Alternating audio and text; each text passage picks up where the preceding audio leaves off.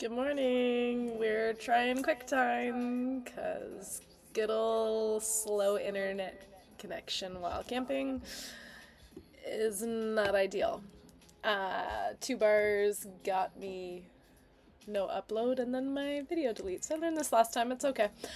Anyways, week 3, officially week 1 for me in the classroom. I am blessed to be working with Miss Erica Bolton at St. Joseph's Catholic High School.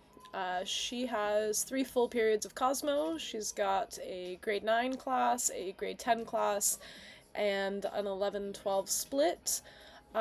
Something that's kind of shocking to me is actually the fact that her classes are not like they're categorized by grade, but they're not categorized by block. And when it comes to skills, I'm gonna turn the volume down here. When it comes to skills and skilled trades, we talk about scaffolding, and it's actually quite shocking that she has people in her 11-12 split that have never taken cosmetology before. So I find that there's a lot of redundancy for some of her students that have taken her program previously. I don't necessarily think that it's ideal. I mean, I guess it somewhat helps that she has stronger students that have taken her program before with the students that have less exposure, and they often will pair up so that the stronger can kind of help the newer students. But it prevents them from really being able to encompass more of what our specific trade involves. I really don't know how she'll ever get to a color unit if she has to go over basic draping, basic sectioning, and things like head lice every single semester with every single class, because there's students that are new that need to know these basic skills. So really interesting, because I know myself, I took a victory lap after I graduated high school, didn't know exactly what I wanted to do, and I always wanted to take media arts, and I was a 5th-year student taking grade 10 media arts. I was not bothered by any means that I was with younger students. I didn't know what the previous necessary knowledge for grade 12 media arts. I was just fine in a grade 10 class. So not sure if that's the school specific or if that's the curriculum that dictates that in the Ministry of Education, but I do think that it's remotely flawed because it prevents those eager and ambitious students that maybe take cosmetology 3 years in a row. It really prevents them from flourishing and really expanding their knowledge and learning new skills and techniques. So that's my own 2 cents. I know that's not necessarily what these blogs are for. Overall, I had a really great week. I was, at school nice and early every day. On day 1, Miss Bolton had us do the name game, which was fantastic because after a day, maybe 2, I know all 60 kids' names. The name game, just to kind of touch base, it's an icebreaker. She uses a stress dice, if you will, little dice, and I hold on to it. Hi, I'm Miss Antic, and my favorite food is sushi, or I like sushi. And then I pass it on to the next person, and my name's Callie, I like ice cream. Oh, and then so that's Miss Antic, she likes sushi. My name's Callie, I like ice cream. My name's Erica, and I like butternut squash. And then the next person, Miss Antic likes sushi, Callie likes ice cream, Miss Bolton likes butternut squash, and I'm so-and-so, and I like the color red.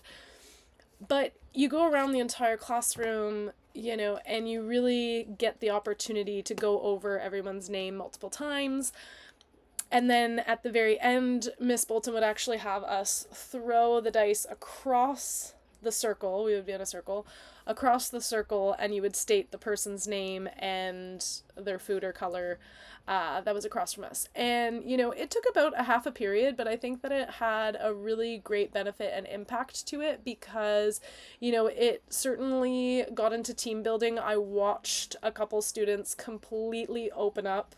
They hadn't done this prior, and they were very shy and resistant to even speak, and then they really got into this kind of game, right? So it was great. And then even the other day, Miss Bolton likes to actually write students' names on worksheets that she hands out. She herself will write their names on them, and the reason for that is when someone's absent, she'll keep those worksheets aside in her folder for the period, and she'll know, Sophia has missed this worksheet, and she makes sure that she gives that worksheet to Sophia so she can catch up. And so that was great. And what was cool about that is I actually took that stack of papers each period from Miss Bolton and handed these worksheets out to the students, and they were kind of shocked that I knew their names. And I'm sure that 3 weeks later, there's some classes that they're in and the teachers still don't know their names. So it was a great feeling. It was great for myself as a teacher. I felt really somewhat accomplished because I know how hard it is. There's 60 of them, right? So to know all of their names, and, their names are very unique these days. So, learning names like Jazvit and Sidra and Sabiha, and being able to really keep those in line because, they're just very unique. We have a very diverse group in our school, which is really cool. And Miss Bolton has amazing classroom management. She is equal parts fun, engaging, firm, fair. She certainly has some solid expectations of her students, and they're aware of that. So, all in all, had a great week. Miss Bolton actually prefers to eat her lunch in the auto mechanics room rather than the teacher's lounge, and there's about 4 or 5 tech teachers that kind of rally and eat their lunches off in the tech wing, which I think is great. They share some ideas, one of which being if you are going to... Gnarly? That's enough. Sorry.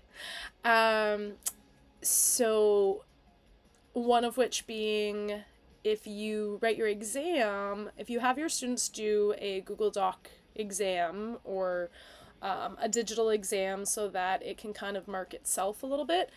Miss Bolton has already booked the chromecart just this week for her exam to make sure that she's able to do so.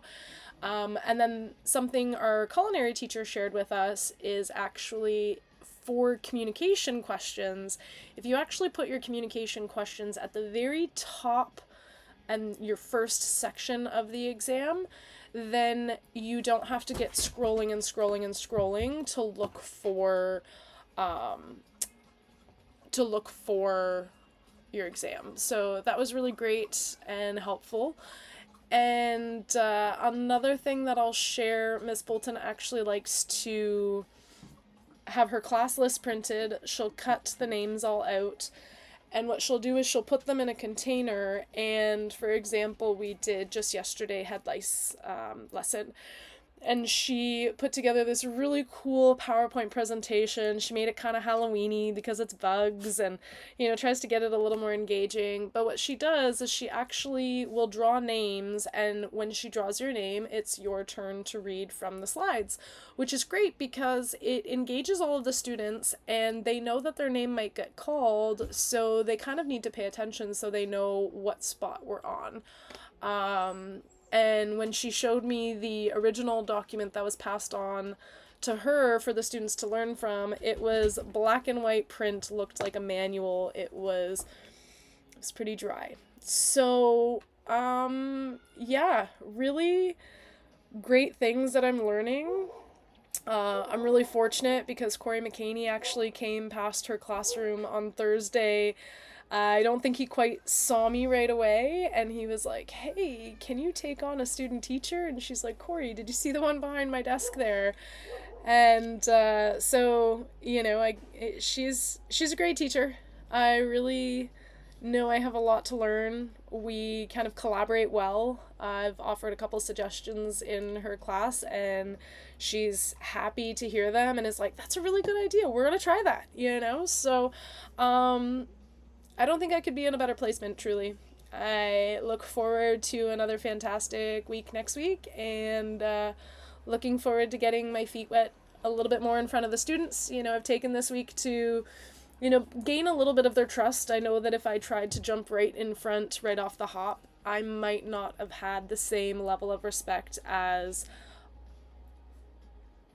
me build. They know I'm a student teacher, and I'm just kind of developing and building those relationships, and they've really um they've really